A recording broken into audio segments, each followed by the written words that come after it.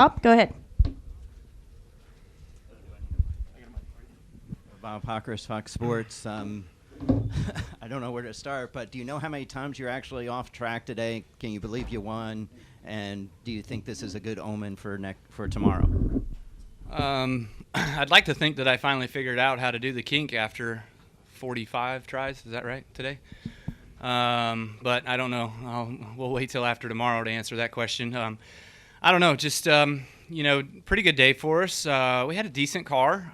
It wasn't as good as I wanted it to be. It just wouldn't cut the center and some of the slow stuff. But, seemed to at least have pace to the fast guys when we were on equal tires. But especially the second half of the race, we were a lot closer after we made a couple adjustments. But, thankful that it just kind of played out. We were able to save our tires, persevere there when we got spun out off of turn 3, and then get relined up and motor through some of those guys. And then that's when I think I jumped off the kink again and fell back, but only lost 4 spots or so in the process, so I was able to make up a couple back. But it's a tight course. It's really narrow, very slick.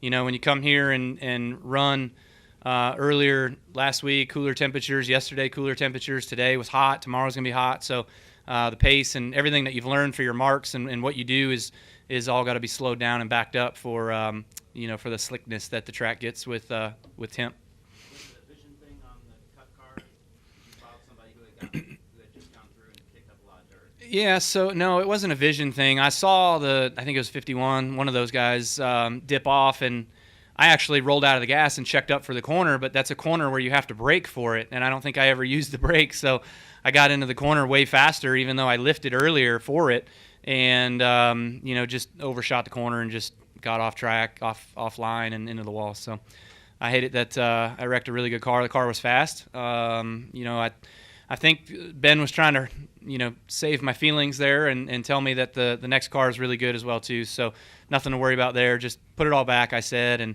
it'll be fine. Driver error, cost us a car, but hopefully we can still get a win.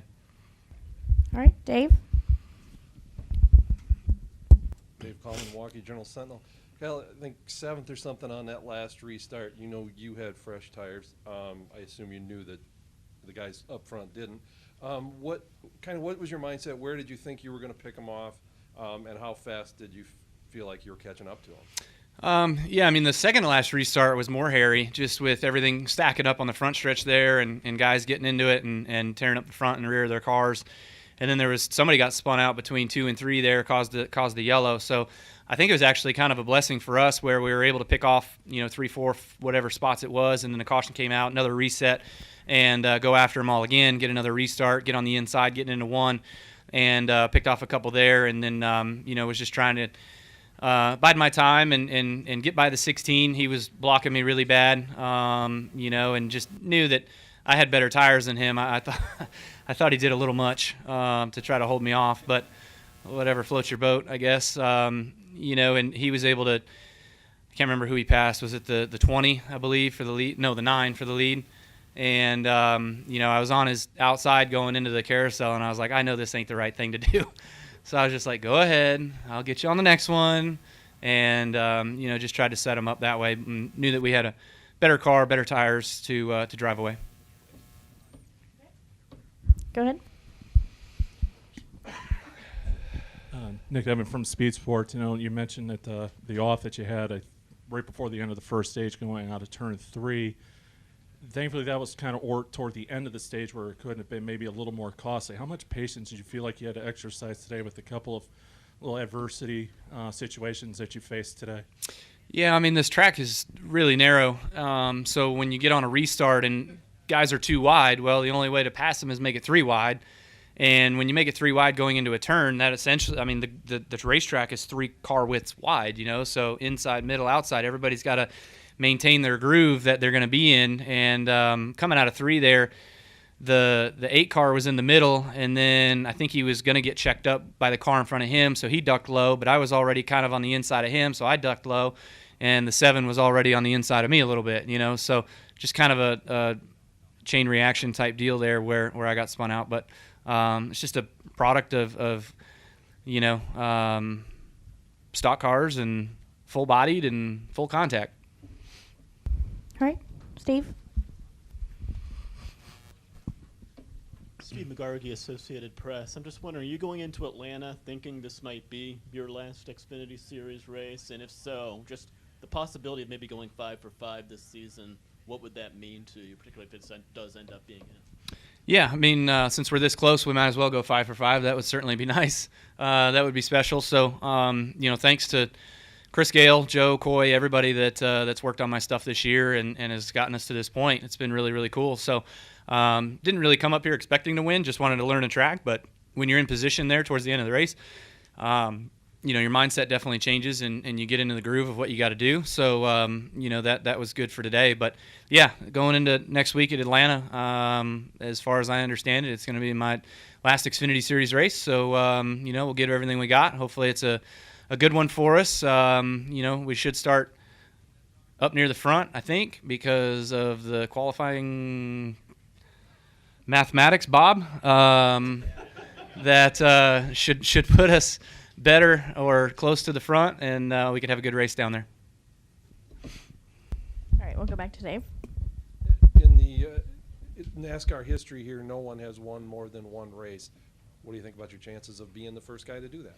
Yeah, I mean, I think they're pretty good. I thought our Cup car was really fast right off the truck. I thought we had good pace, and I hated that I screwed it up and threw it away, So my guys had to work extra hard this weekend, and it's 90 degrees outside instead of a nice 75 up here in Wisconsin. But, so I definitely got to work hard tomorrow and try to reward them for that and all of the stuff that they've done to win last week, and then to come out here and repair a wrecked car. That's no fun. Dustin Long, NBC Sports. You talk about you almost expect next week to be your final Xfinity race. Do you hope or do you want it to be the end? Do you want this to be the end, or would you still like to still race? I mean, you're a racer. Yeah, no, racers are racers. They want to race, but when you get blackballed by everybody to go run and have fun, and it's just no fun to hear all the BS afterwards or during. So, just like Harvick kind of gave it up and quit and just ran a couple this year to get experience at places he hadn't been to, because he didn't want to hear it anymore or be a part of it anymore. So, sometimes you drive guys away, and that's a part of it. So we'll just run on Sundays, I guess, and I still own the truck team, so I'll still run my truck races that I can. That's about it.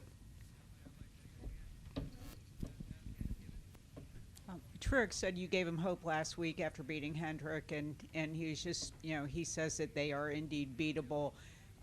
He said that he felt, and I don't know if this is just the 19 team, but he said that you guys struggled a little bit with trying to figure out the tire combination this year. Does that still seem to be an issue for you, for Joe Gibbs Racing?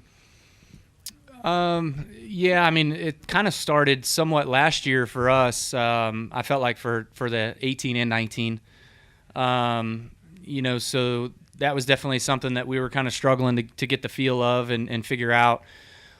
This year's been kind of coming around a little bit better, but still there's a lot of effort behind the scenes trying to get us to where we need to be. It's all about, everything in our world right now is simulation, so it's a matter of whether or not the data that's in the computer getting put in the computer is all the right data, and then what it's spitting out for all of us to read and all the squiggly lines and stuff is right, so we try to validate all that stuff each week and make sure that what the sim tool says, the drivers say the same thing, and there's definitely been occasions where that has not been the same, so we're still working on that. I think you're always going to be working on that without having more tire testing and stuff like that with the wheel force cars. Do you like your making games, so do you feel like you're catching Hendrick a little bit? No.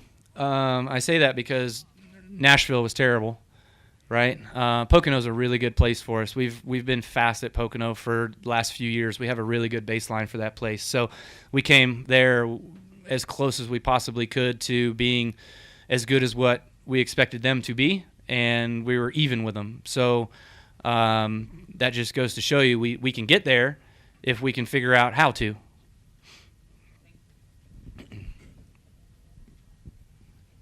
Obviously, a couple years ago, Kurt got to drive one of your KBM cars out here. Did you get a chance to talk to Kurt maybe about how to get around this place? Did you get any good insight from him from that? No, I didn't talk to him. Actually, I even forgot that he even did that. So that makes sense why he actually kind of halfway knew what he was doing today and ran faster there at the end of practice. So he outs us there with a quick lap at the end of practice. But yeah, I never even thought to utilize him as a. Well, there you go. He sucked. Nate Ryan, NBC Sports. Kyle, you alluded to the gratitude for John Hunter and Joe Nemechek. What's the backstory there? How did they help you out here? We came here and tested last week with a TA2 car.